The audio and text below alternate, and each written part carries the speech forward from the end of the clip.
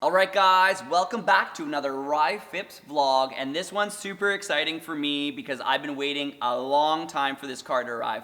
I said on the channel a few times that I had a new car coming and I wanted it to be a surprise. So the day is finally here and the car is right behind me.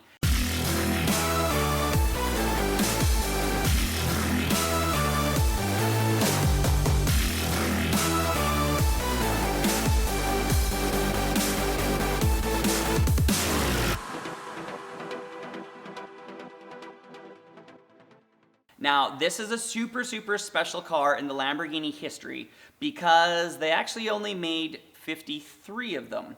And then one of them was used as a prototype for a future car. So there's only 52 of these cars made, which is extremely rare for a Lamborghini.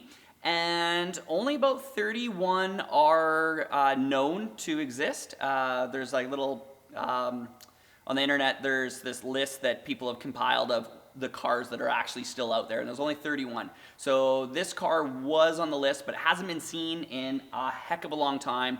I don't think it's actually been insured since 2000, the year 2000. So it's yeah, it's pretty darn cool. It's a V8, 250 horsepower, a little 3-liter aluminum motor made by Lamborghini, and it's Lamborghini's first ever Targa.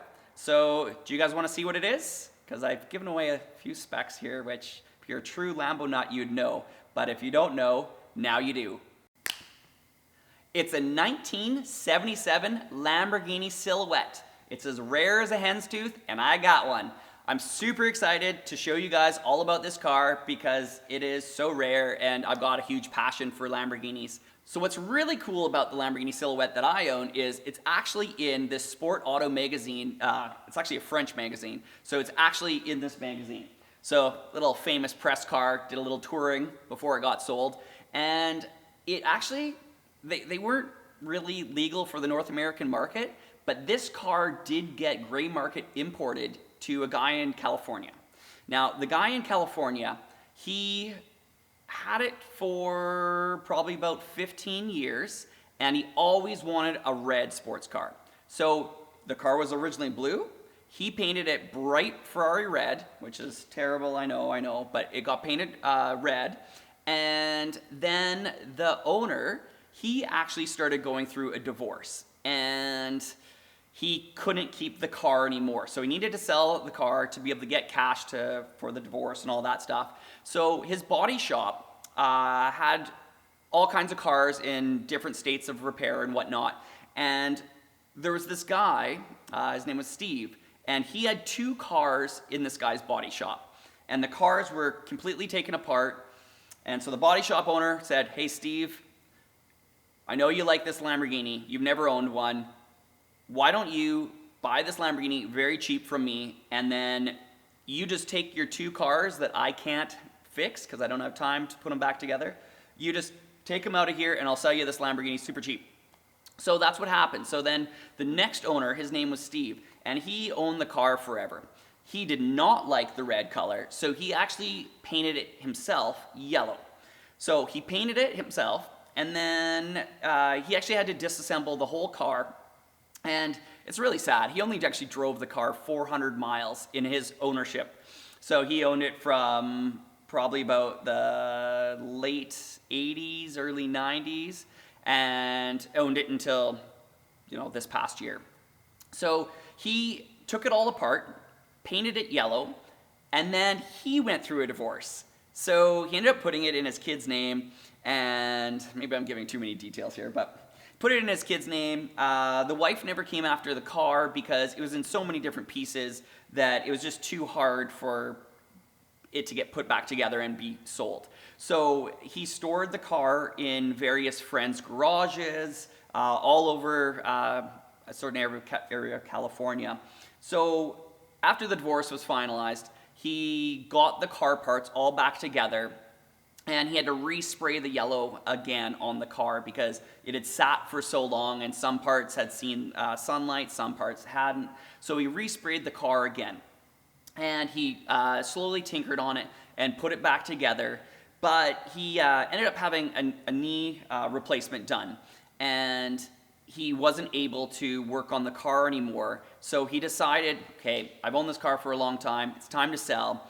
So I've got a really good buddy of mine. He owns the Lamborghini Registry.com, and he let me know that there's a possibility of this silhouette in California that would be for sale, and I know you like really cool cars, Ryan, that are really rare. So put me in touch with the owner, and we were able to make a deal, and it's finally here.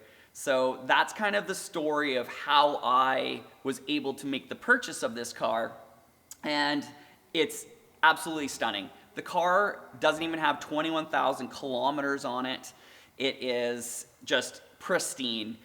The coolest thing for me is the interior. It's not a one-off, it's a 52 off, but it's super, super rare. It's two-tone. There's a mouse hair dash, which is super, super unique and interesting, or mole hair, some people call it.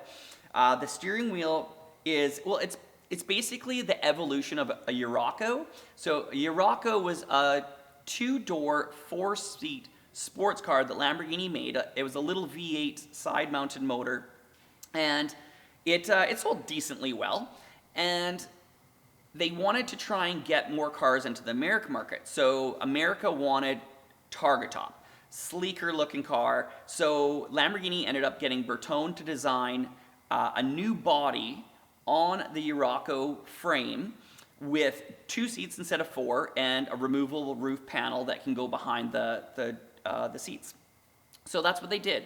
And when they did that, compliance regulations, there was a lot of issues with trying to get the cars into the American market, so it kind of failed that way.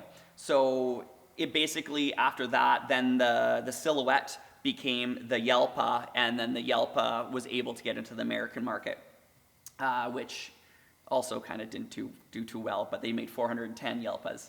So, but going back to my car, so the car is super, super cool because they originally decided they want to use P7 tires. This was state-of-the-art Pirelli tires back in the day. So they wanted to use these really fat, awesome traction, low-profile tires, but they had to use these wheels called Bravo wheels. So they would, if you stuck them on a Yuraco, they would stick out super, super far. So Bertone had to kind of use the styling cues of the Lamborghini Countach, the Walter Wolf ones, and add wheel extensions, wheel arches over the back wheels to hide those big, fat rear tires. So I did do one modification to this car. I personally love wings. I don't think any Lamborghini Silhouettes left the factory with a wing, but I did see online one Silhouette, I believe it was white, and it had a rear wing on it. So I hit my buddy up, John, at We Are Curated in Florida, and I said, hey buddy, do you have any Countach wings laying around? And sure enough, he did. He had a Countach wing, so he shipped it out to me, and I had this Countach wing installed on the back of my Silhouette. So to me, it's super, super cool. All the historians and Lamborghini nuts, they will scoff at me for doing that, but I think it's super, super cool, and it's super easy to remove it and fill those holes, and the car's not even painted in the original color, so I felt, you know, it's okay to modify it with a rear wing. So that's something that I personally did. That's the only thing that'll do this car. It'll stay exactly the way it is because it is a piece of history.